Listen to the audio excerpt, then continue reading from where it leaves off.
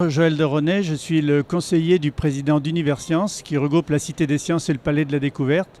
Et je suis également président exécutif d'une société de haute technologie qui s'appelle Biotix International et écrivain scientifique. Le Quantified Self, c'est en fait l'autodiagnostic numérisé, c'est-à-dire l'utilisation d'outils non pas portables mais métables, que l'on met au poignet, que l'on porte sur son corps, qui captent un certain nombre d'informations du corps et que l'on peut renvoyer à son smartphone et donc éventuellement aussi à son médecin.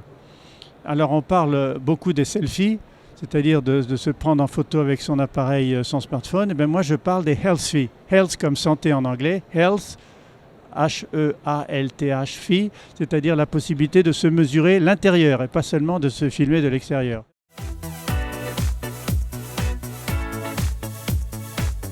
L'autodiagnostic numérisé est une révolution aujourd'hui parce que ce système permet de suivre en permanence ce que l'on fait pour sa propre santé, c'est-à-dire la prévention. Ça ouvre à ce que j'appelle la prévention quantifiable. La prévention quantifiable tient au fait que si on adopte des pratiques de nutrition équilibrée, de sport régulier, de management du stress, d'une capacité de faire des choses qu'on aime, c'est-à-dire le plaisir de faire ce qu'on aime, et d'avoir un réseau social et familial harmonieux, à ce moment-là, on peut éviter des maladies et on peut vieillir moins vite. Donc ça a une influence considérable sur l'industrie pharmaceutique et les médecins, parce qu'on est en train de passer avec ces outils d'autodiagnostic numérisé d'une médecine curative seulement à une médecine préventive. Et donc c'est une vraie révolution.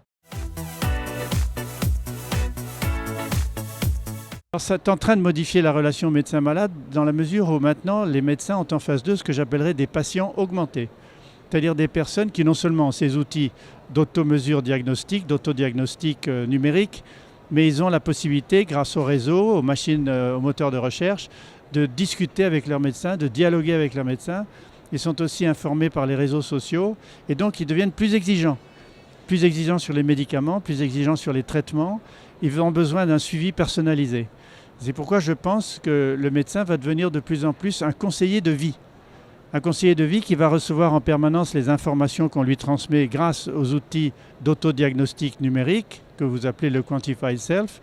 Et en plus de ça, il va pouvoir de manière personnalisée suivre ses malades en fonction de leur famille, de ce qu'il sait déjà de leur famille, de l'environnement dans lequel ils vivent, et être capable de les aider à donner du sens à leur vie, non seulement sur le plan philosophique, mais aussi sur le plan physique. En se maintenant en bonne santé, on reste plus heureux.